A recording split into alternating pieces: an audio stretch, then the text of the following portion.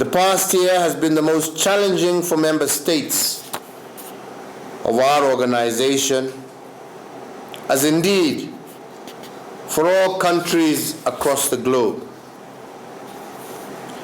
This COVID-19 pandemic has ravaged our health as well as our economic systems.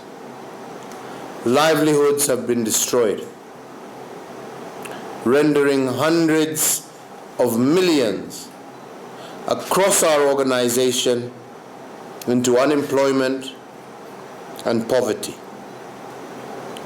The services sector in particular, our tourism sector, which many of us depend on, has been crippled with devastating impacts, especially on our coastal and island states. At the same time, the pandemic has created opportunities, and this we are grateful for innovation as well as economic transformation.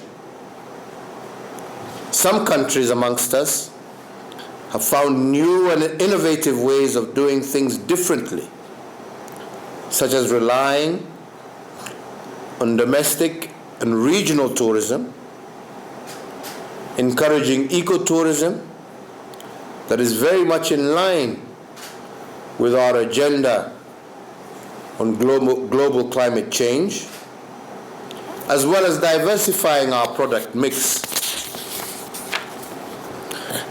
And as I said in our last summit in June, during our intersessional summit of heads of state and government, our solidarity and commitment to intra-OACPS cooperation has been tested by this pandemic. A key lesson is that we need to synergize our energies and use creativity and innovation to recover together and build back better. Given this backdrop, what does our organization, what does our future look like? I believe it needs to be a future of transition, solidarity, and unity, as aptly captured in the theme of this particular meeting. The OACPS of our future needs to operate within new geopolitical realities, growing heterogeneity of the OACPS countries, a changing European Union, and a developing paradigm driven by the 2030 Agenda for Sustainable Development, which transcends the traditional North-South divide.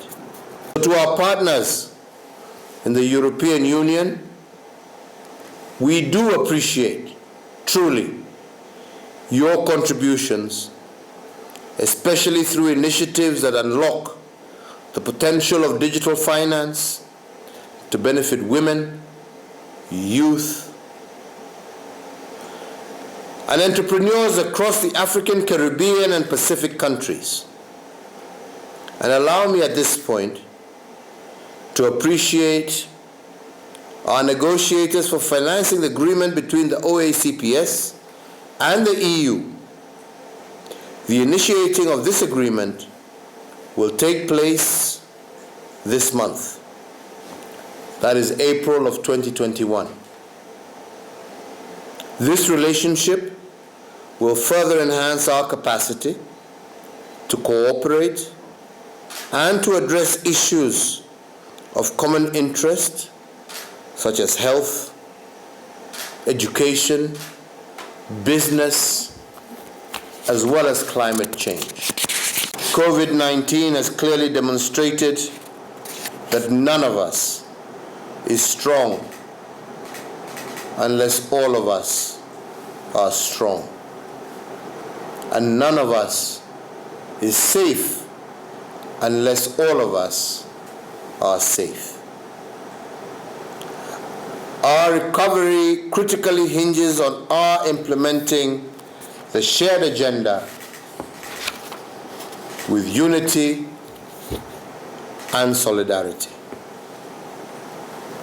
This includes our shared agenda on environmental sustainability, climate change, financing for development, multilateralism, as well as peace and security.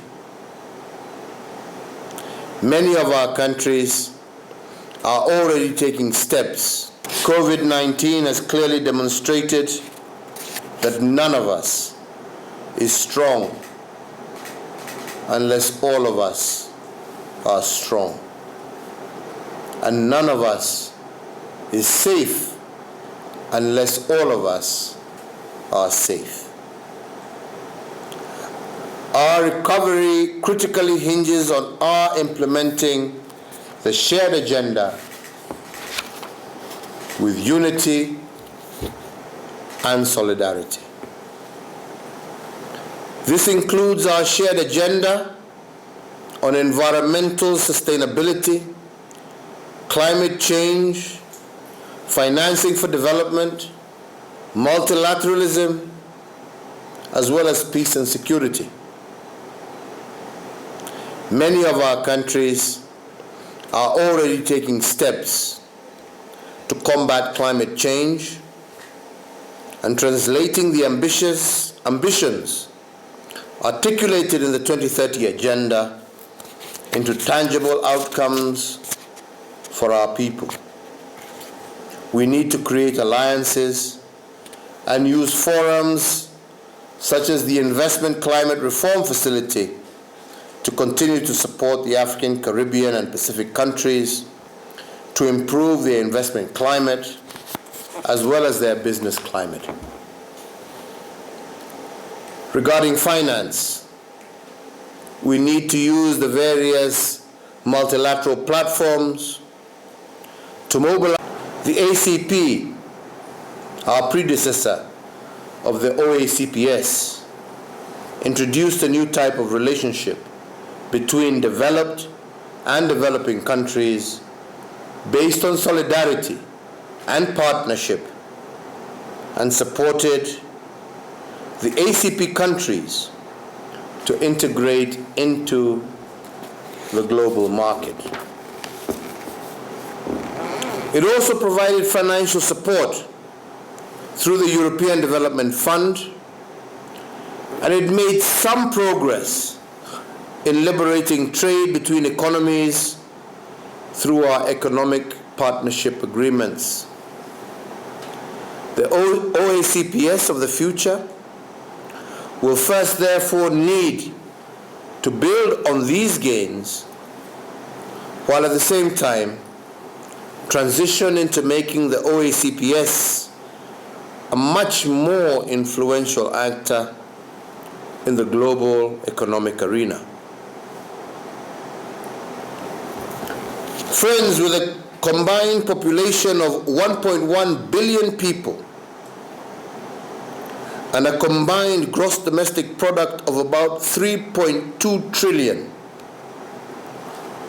the transition of the ACP to the OACPS, I believe, presents enormous opportunities for intra-OACPS trade as well as investment, and the achievement of greater shared prosperity for all our people across our nations.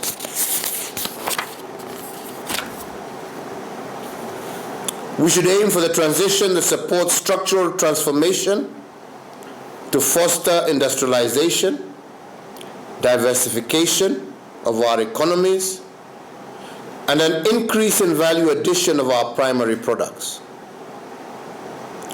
Secondly,